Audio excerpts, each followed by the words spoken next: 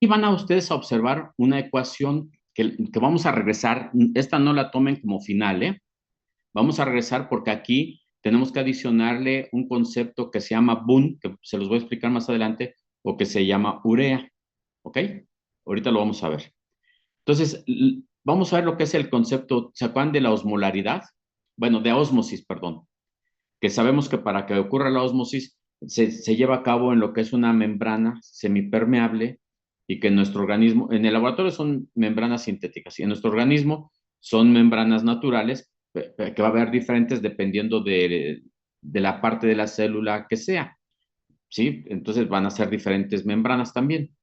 Y entonces, osmolaridad, ¿qué es lo que nos va a reflejar? Nos va a decir que es una medida de la osmolaridad del agua que pasa a través de las membranas semipermeables. Y recordemos que para que haya este paso, debe de haber, son soluciones, debe de haber la participación, en este caso que sería el agua, más aparte los solutos, ¿ok? Y entonces esta osmolaridad la va a determinar quién, solutos que no penetran libremente las células, ¿ok? Y entonces, al no penetrarlas así libremente, van a tener la capacidad de crear lo que le llamamos gradientes osmóticos. ¿Qué es un gradiente, Fernando Ángeles?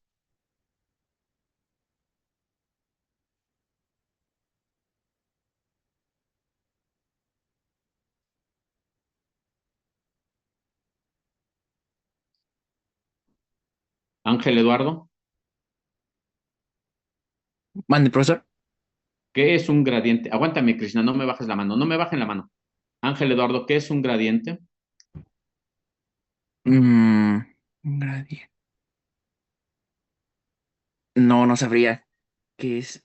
Ok, no me bajen la mano. A ver, González Sánchez. Sí, profe. Bien, Bueno, la verdad, para qué elemento no sabía tampoco y me metí como a investigarlo. Entonces me salió que es un concepto matemático que describe la dirección y la tasa de cambio más rápida de una función multivariable. ok. No me bajen la mano, ¿eh? Pero yo no le entendí qué significa eso, ¿cómo me lo explicas? Bueno, sería como, eh, bueno, el gradiente más bien sería algo que explica la dirección de un cambio, o sea, de algo que está cambiando, en este caso puede ser nuestra solución, y ya sea que suba o baja. Bueno, algo así le entendí yo. ¿Cómo es que suba o que baja? Ajá, que pueda subir la concentración de la solución o que pueda bajar. Ok. A ver, vamos por partes. No me bajen las manos, ¿eh? Y aunque ya lo hayan dicho, me dicen lo que querían decir. Krishna, dime.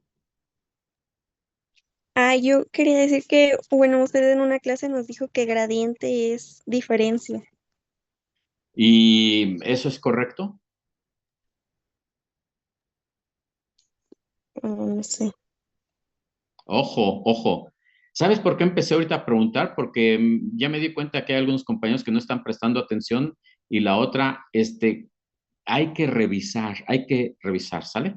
A ver, Cigarroa.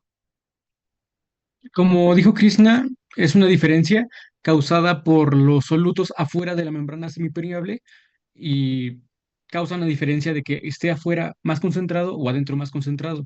Por eso, según la ósmosis, el líquido va a donde hay más soluto. Ajá. A ver, Galilea.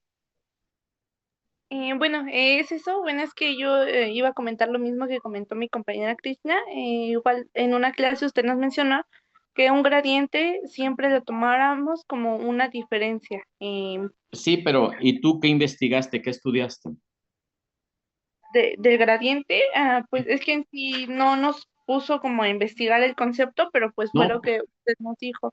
no, pero ojo, también tenemos que revisar. Vamos a ponernos en lógico que yo nunca les voy a decir mentiras, pero imagínate que yo hubiera mentido. Sí, una disculpa, No, no, gracias. todos tenemos que revisar. A ver, Leslie, Claro, yo iba a decir que era como un indicador hacia dónde crece la solución, bueno, hacia dónde se inclina más el líquido de una solución. ¿Ok?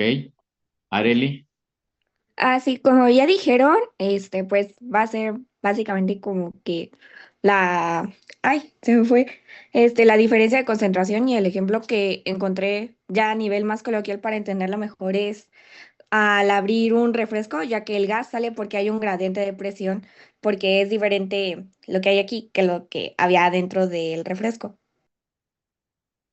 mm, ok, está bien. Andas buscando, lo andan googleando ahorita y eso no se vale.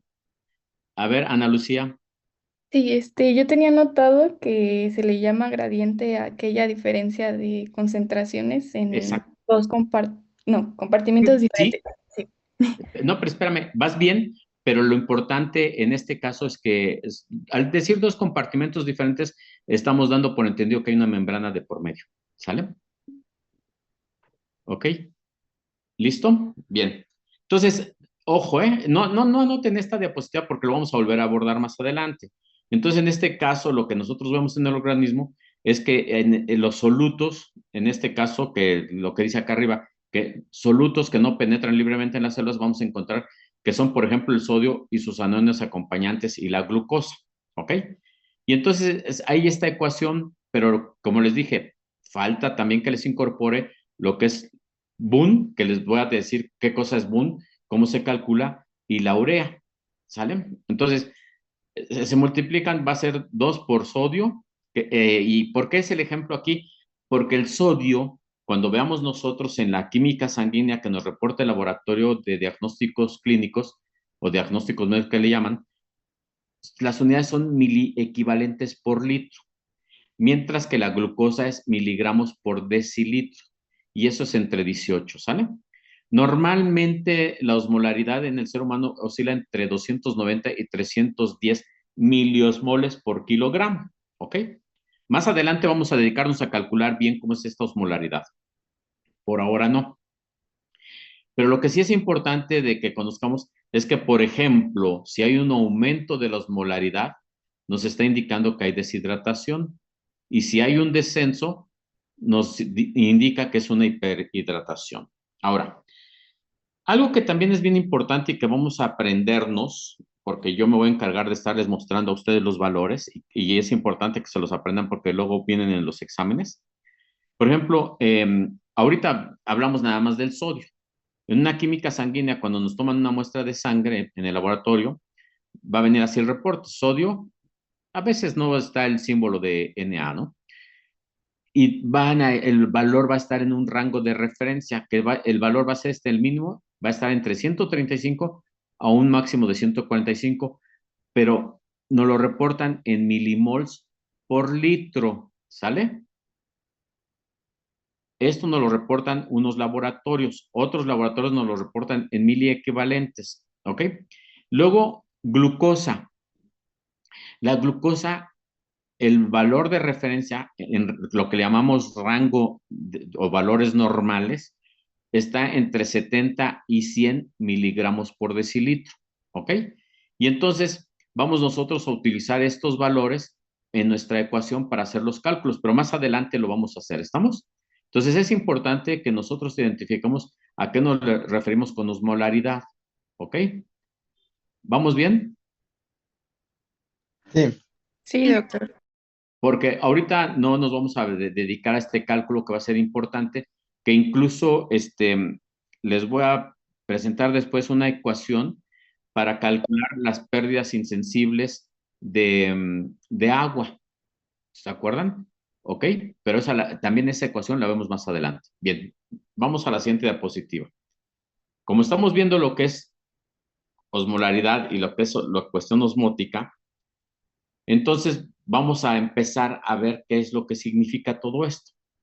Quedamos que el cloruro de sodio, ya lo sabemos y lo hemos dicho en varios momentos, que se disocia en sodio y cloro. Entonces, al disociarse, nos está diciendo que cada molécula origina, o sea, cada molécula de cloruro de sodio origina dos partículas osmóticamente activas. O sea, cada molécula de cloruro de sodio genera dos partículas osmóticamente activas. De tal manera que una solución ahora 1 molar, que va a ser un mol del catión de sodio y un mol del anión de cloro. ¿Ok? Y entonces una solución 1 molar de cloruro de sodio va a ser igual a un mol de sodio más un mol de cloro. Eso entre 1 litro. Regresamos al litro. ¿Ok? Entonces hacemos la operación correspondiente. 1 más 1 nos da 2 moles de partículas en 1 litro. ¿Ok? Y entonces un mol de cloruro de sodio es igual a 58.5 gramos. Ya lo vimos. Pero como el cloruro de sodio al disociarse nos genera dos partículas osmóticamente activas, entonces aquí vamos a ver que 2 osmoles se va a dividir entre 1 litro y eso nos da a que es una solución 2 osmolar. ¿Ok? ¿Estamos? Sí. Sí. Por favor, no se me confundan.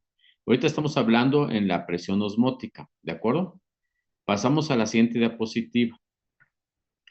¿Cómo sería entonces preparar una solución que sea de 300 mililitros y sea de cloruro de sodio 0.2 osmolar?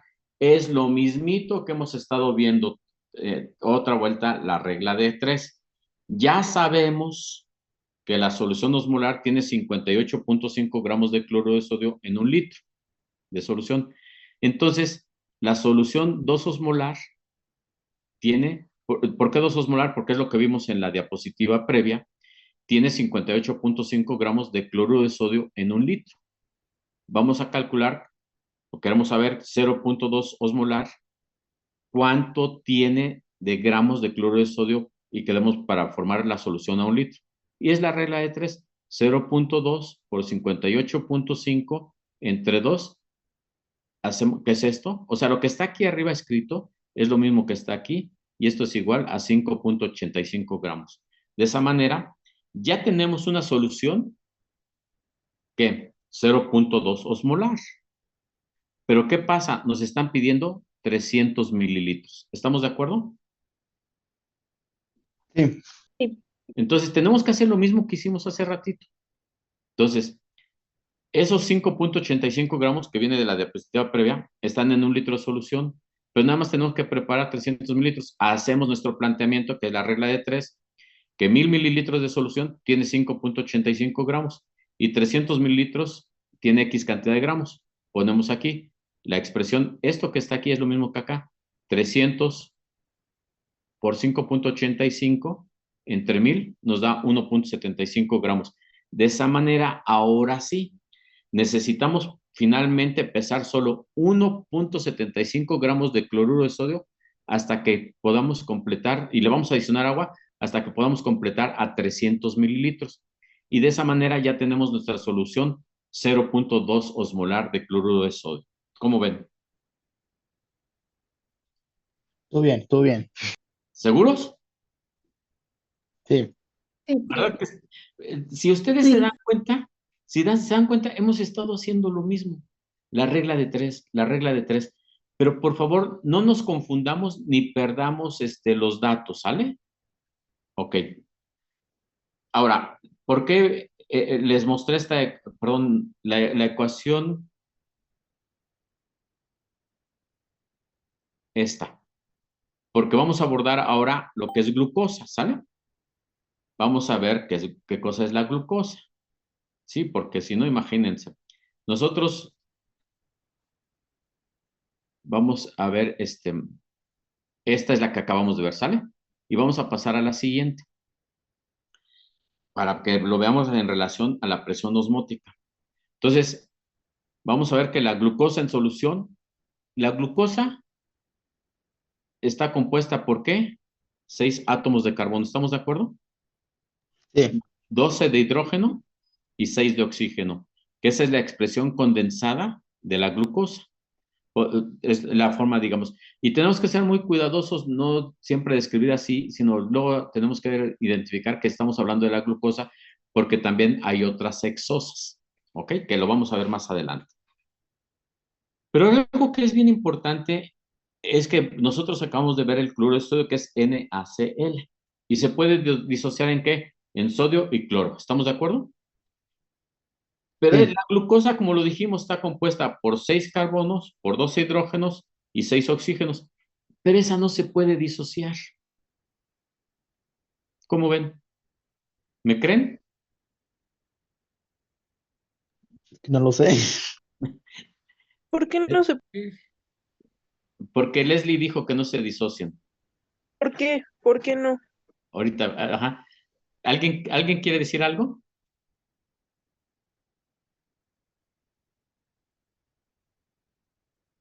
Bien, en este caso va a ser bien importante y que lo vamos a ver más adelante. La glucosa, que va a ser esa hexosa, va a incorporarse en nuestro organismo, ¿ok? A partir de nuestros alimentos, etcétera, etcétera, que eso lo vamos a ver más adelante en digestión y todo ello. Vamos a abordarlo en carbohidratos y lo vamos a ver muy en detalle, pero ahorita yo les adelanto. Entonces, para que esa glucosa pueda ser transformada y sea utilizada en beneficio nuestro, va a tener que pasar por un proceso metabólico, ¿sale? Que eso es la glucólisis. ¿Qué significa glucólisis? La palabra final, lisis, se refiere a degradación, rompimiento, y gluco se refiere de glucosa, por eso se llama glucólisis, ¿ok? Y entonces en esa glucólisis va a empezar con la primera reacción que va a reaccionar con un ATP, que es adenosín trifosfato, ¿ok? Pero ¿por qué va a reaccionar con ATP? Porque esa glucosa va a ser fosforilada. ¿Qué significa va a ser fosforilada? Que se le va a incorporar un fosfato en su estructura química. Y para ello vamos a requerir de una enzima que se llama exocinasa. ¿Sale? También hay otra que se llama glucosinasa, pero también lo vamos a ver en dónde es la diferencia. ¿Ok? Y entonces de esa manera de la glucosa la convertimos en glucosa 6-fosfato. Y esa glucosa 6-fosfato luego va a ser convertida en fructosa 6-fosfato. Y esa fructosa 6-fosfato va a reaccionar con otro ATP y entonces va ahora a incorporarse otro fosfato a la molécula y entonces vamos a tener una molécula que va a ser fructosa 1,6-bifosfato. Así muy general ahorita. Ya no voy a seguir porque son varias reacciones y después, a partir de esa glucosa, ya que tenemos la fructosa 1,6-bifosfato, en la siguiente reacción, que es la fructosa 1,6-bifosfato, es una hexosa. ¿Qué significa hexosa? Que es un compuesto formado por 6 átomos de carbono. Entonces va a entrar una enzima que la va a partir en 2 triosas, en gliceraldehído 3-fosfato y en dihidroxiacetona fosfato. Si vamos a ir sobre la ruta de la glucólisis, la dihidroxiacetona fosfato se convierte en gliceraldehído 3-fosfato y ambas se van hacia formar piruvato. Ahí llegamos con la glucólisis. Pero ese piruvato ahora tiene que pasar por un complejo multienzimático que se llama la descarboxilación del piruvato para formar acetilcoenzima que va a entrar al ciclo de Krebs.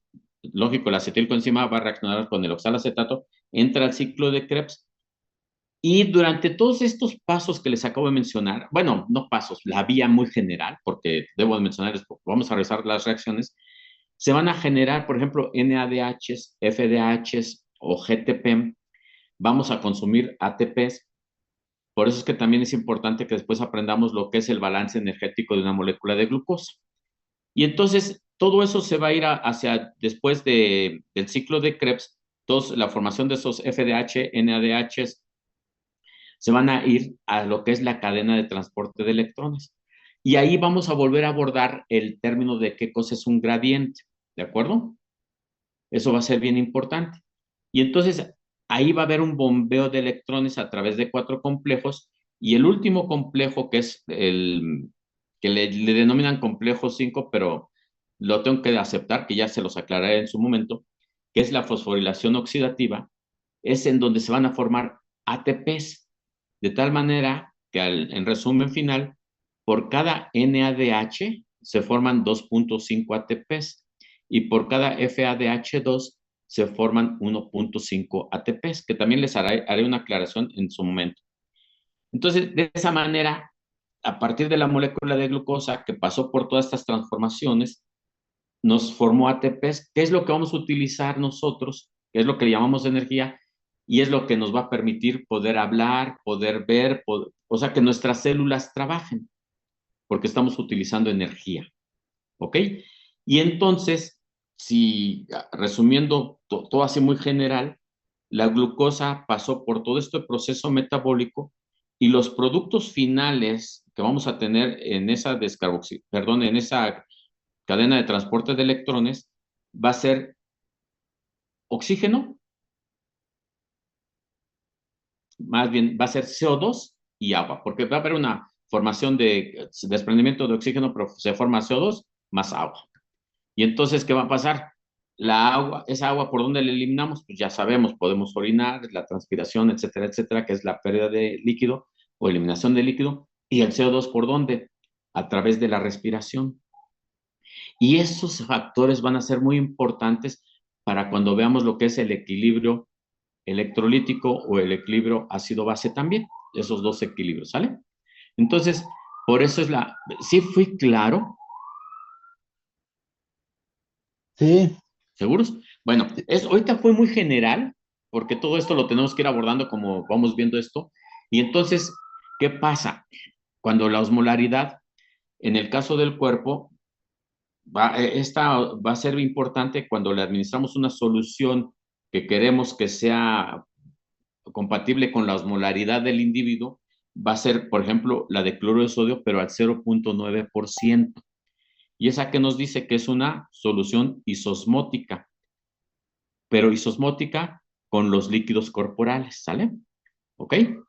Entonces va a ser muy importante, más adelante vamos a ver qué otros líquidos o soluciones se pueden incorporar al cuerpo humano cuando lo necesita, ¿ok? Entonces ahora vamos a pasar, ¿por qué un mol de glucosa por litro es igual a 180 gramos por litro y eso es igual a un osmol por litro? O que es lo mismo osmolar, ¿sale? Entonces, aquí tenemos nosotros lo que les decía yo a ustedes hace un momento, que la molécula de glucosa son 6 carbonos, 2 hidrógenos y 6 oxígenos y que no se disocia. Como consecuencia, bajo la definición que vimos nosotros, es 1 osmolar. ¿Por qué? Porque contiene un mol por litro. Y esta expresión es la que vimos en la diapositiva previa. Igual esto es lo que vimos en la diapositiva previa. ¿Cómo obtuvimos el 180? Regresamos a nuestra tabla periódica y vimos que la glucosa contiene carbono, hidrógeno y oxígeno. Y entonces tomamos los pesos atómicos, en este caso el carbono es 12.01, el hidrógeno es 1, se redondea a 1, el oxígeno se redondea normalmente a 16, pero aquí puse 15.99. Y entonces, ¿cuántos carbonos hay en la molécula de glucosa? 6. Entonces multiplicamos 12.01 por 6, nos da 72.06. El hidrógeno es 1, ¿sale? Su peso atómico, ¿cuántos tenemos? Tenemos 12, entonces 1 por 12 nos da 12. Y en el caso del oxígeno es 15.99. ¿Cuántos oxígenos tenemos? 6, los multiplicamos 15.99 por 6, nos da 95.94. Cuando sumamos esto, nos da 180. ¿Estamos? A ver, súmenlo. sí, sí son 180. Bueno, ese es redondeado. A ver, súmalo. No, no, no es redondeado, sí sale. Ah, ¿verdad? Sí, Ojo, qué bueno que nos pasa esto. Tenemos que ser bien cuidadosos. Siempre precisar, siempre checar y rechecar, ¿sale? Pero no rechecar infinitamente que nunca vamos a resolver nada. ¿Estamos de acuerdo? Bien. Entonces, vamos a tener lo que le llamamos soluciones isotónicas, que nos está diciendo lo isotónico, que es la misma presión osmótica. ¿Qué significa eso? Que existe la misma concentración de partículas osmóticamente activas, ¿sale? Y eso lo vamos a ver en la osmolaridad, que es en el caso del plasma sanguíneo, luego nos dicen que es 0.3 osmolar, que equivale a 300 miliosmoles por litro. Y entonces, las soluciones que sean, en este caso, con una concentración de menor de 300 miliosmoles por litro, se definen como hipotónicas y cuando es mayor, como hipertónicas. Y las soluciones hipo es menos, hiper es más. Y la solución que es igual es isotónica, que significa aquí que no hay ganancia, no hay pérdida de agua en la célula. ¿Sale? Entonces, yo lo que los voy a invitar a que hagan una reflexión y lo revisemos en la clase. Si se administra una solución hipotónica, ¿qué le pasaría a los eritrocitos? O si administramos una solución hipertónica, ¿qué le pasaría a los eritrocitos? Y también si administramos una solución isotónica, ¿qué le pasaría a los eritrocitos? ¿Estamos? Sí. Sí, doctor. ¿Seguros? ¿Seguros? ¿Me lo revisan? Sí. Perfecto. Bien. Ya les dejé algo de tarea y voy a dejar aquí la clase para que nosotros podamos discutir esto en clase, porque les dejé ya varios elementos que son necesarios que discutamos, ¿de acuerdo?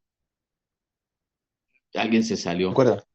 ¿Sale? Para que discutamos estas cosas que, ojo, yo les dejé algunos conceptos de tarea y que por favor ustedes me lo tienen que decir, no debo yo de preguntarles. A ver, esta fue la pregunta de tarea, esta fue, sino me lo tienen que decir, ¿sale? ¿Estamos? Sí. Sí, Sí, vale. Estamos. Sí, doctor. Sí, Gracias. doctor.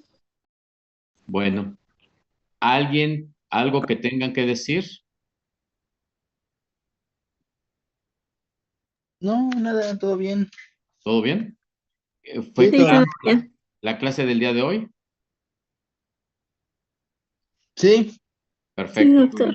Ok, ok. Bien, vamos a dejar la clase hasta aquí. Nos vemos ¿cuándo? El lunes. El lunes. Por favor, tenemos de por medio el fin de semana. Pónganseme a estudiar. ¿Sale?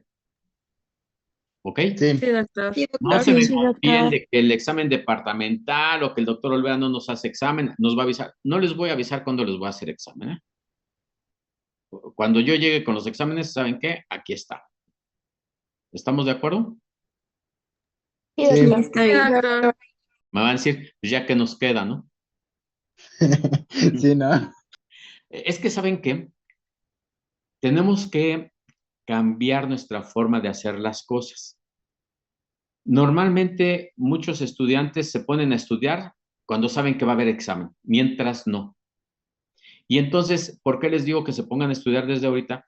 Porque van a aprender a estudiar y a aprender las cosas más tranquilamente, a diferencia que si quieren aprender las cosas 2 o 3 semanas antes del examen y pues van a estar bajo una tensión que finalmente no van a captar muchas cosas y como que no tiene caso, ¿sale?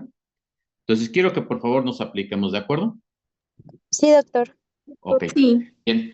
No me queda Sí, otra doctor. cosa sino más que desearles que tengan muy, muy bonito fin de semana y nos vemos el lunes. Muchas gracias, Gracias, doctor. doctor. Igualmente. Muchas gracias, doctor. Hasta luego. Igualmente. Doctor, hasta luego. Hasta luego.